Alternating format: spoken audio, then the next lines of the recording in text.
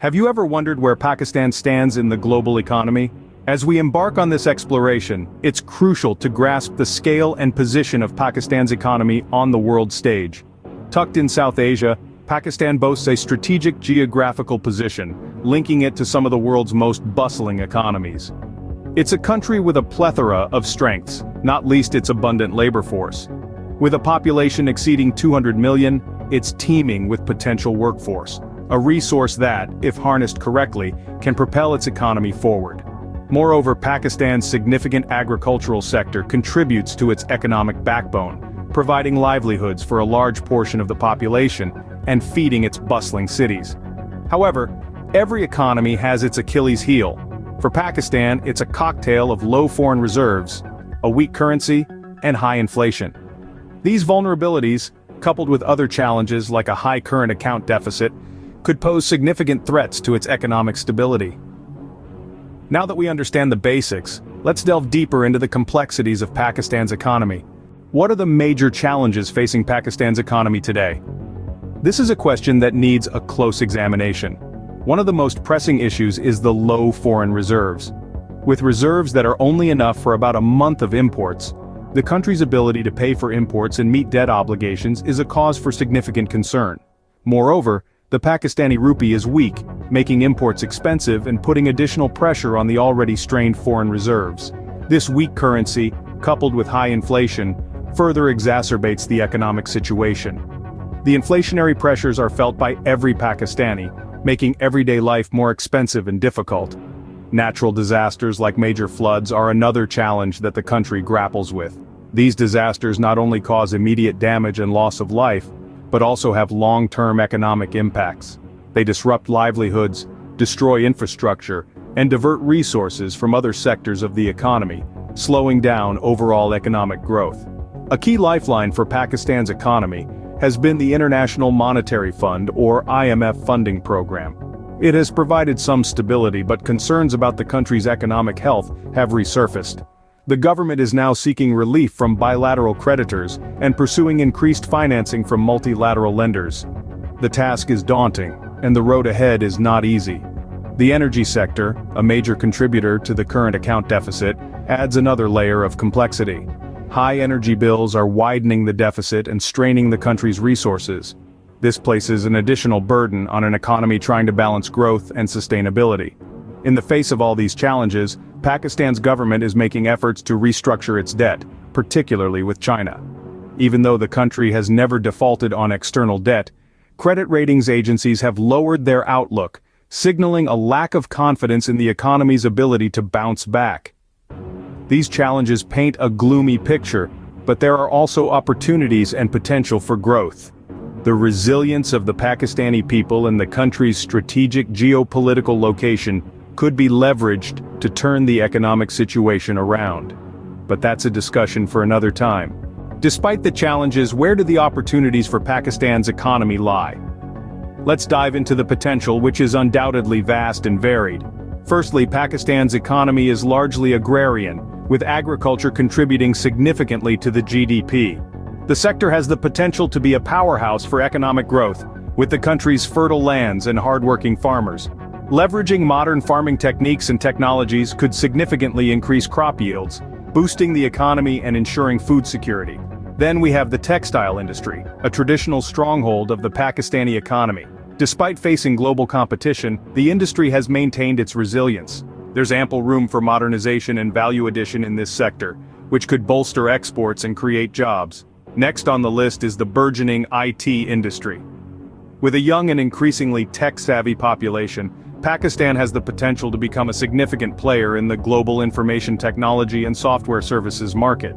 Initiatives to improve digital literacy, coupled with investments in technological infrastructure, could go a long way in realizing this potential. We must also mention the untapped potential of tourism. With diverse landscapes, rich history, and unique cultures, Pakistan has plenty to offer to international tourists. If safety concerns and infrastructural challenges are addressed, the tourism sector could become a major revenue earner.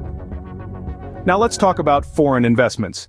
Recent investments from Qatar, the UAE, and Saudi Arabia are a testament to the confidence these nations have in Pakistan's economy.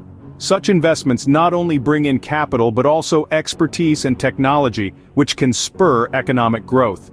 Moreover, the potential for increased foreign reserves through prudent decision-making and external financing is evident. The country's central bank reserves can be bolstered by securing external financing sources and adopting sound fiscal policies.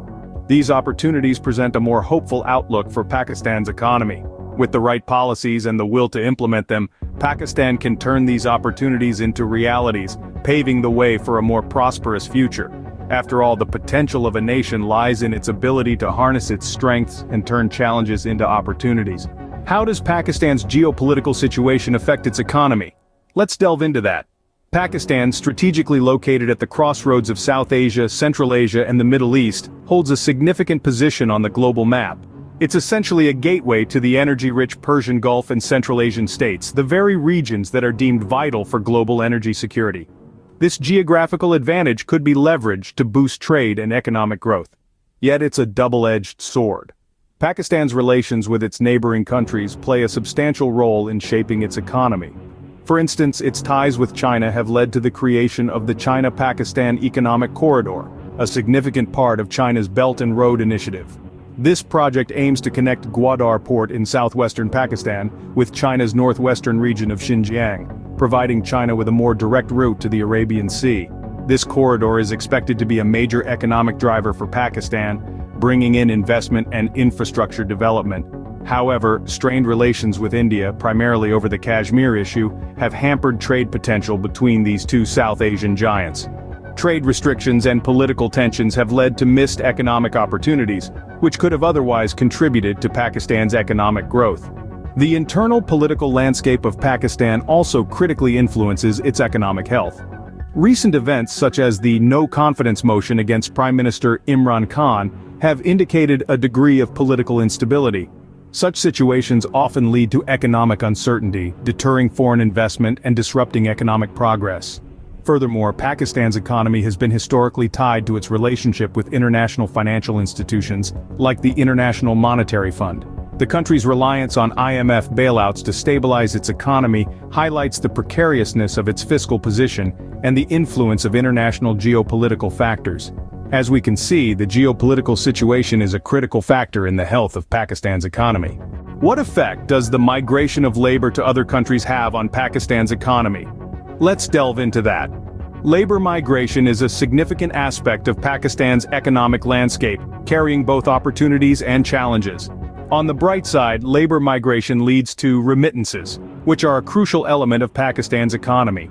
These are funds sent back home by overseas Pakistani workers, and they play a significant role in the nation's balance of payments, often surpassing foreign direct investment inflows. These remittances provide a lifeline for many families, boosting household incomes and indirectly stimulating the economy. However, on the flip side, labor migration also means a loss of skilled labor. This brain drain can hinder economic growth as the country loses out on potential contributors to economic development. Skilled workers, professionals, and entrepreneurs leaving Pakistan in search of better opportunities can create a void in various sectors, impacting their growth and the overall economy. So, what can be done? Policy changes could help manage this migration for economic benefit. For instance, investing in education and vocational training can help ensure a constant supply of skilled labor. Additionally, providing incentives for skilled professionals to stay could also mitigate the impact of brain drain. In conclusion, labor migration is a double-edged sword for Pakistan's economy. It provides substantial remittances, yet at the same time, it leads to a loss of skilled labor. The challenge lies in striking a balance to harness the benefits while minimizing the drawbacks. What can Pakistan do to grow its economy? Well, there are several strategies that could potentially pave the way for economic growth. To begin with, investing in education and skills development is crucial. A highly educated and skilled workforce is the backbone of any thriving economy. By focusing on improving the quality of education and expanding vocational training programs, Pakistan can equip its people with the skills needed to drive economic growth. Promoting entrepreneurship is another viable strategy. By creating a favorable environment for startups and small businesses, Pakistan can stimulate innovation and job creation. This can be achieved through policies that encourage entrepreneurship, such as easing business registration processes, providing access to affordable financing, and offering tax incentives for startups. Improving infrastructure is also critical. Infrastructure development not only creates jobs but also facilitates trade and improves the quality of life, thereby attracting both local and foreign investments. This includes not just physical infrastructure like roads and bridges, but also digital infrastructure to support the growing digital economy. Then there's the issue of managing debt. With high levels of external debt, it's crucial for Pakistan to develop a sustainable debt management strategy. This could involve restructuring existing debts, prioritizing spending, and exploring new sources of revenue. Last but not least, international aid and investment play a significant role in supporting these strategies. By securing financial support from multilateral lenders and bilateral creditors, Pakistan can invest in critical sectors of the economy and stimulate growth. These strategies present a pathway for economic growth in Pakistan. So, what does the future hold for Pakistan's economy? We've journeyed through the landscape of Pakistan's economic realities, from its standing in the global market to the intricate balance of strengths and weaknesses within its own infrastructure. We've seen how the country grapples with challenges such as low foreign reserves, a weak currency, high inflation, and the impact of major floods. Yet despite these hurdles, the nation carries on, buoyed by its resilient energy sector and the promise of external financing.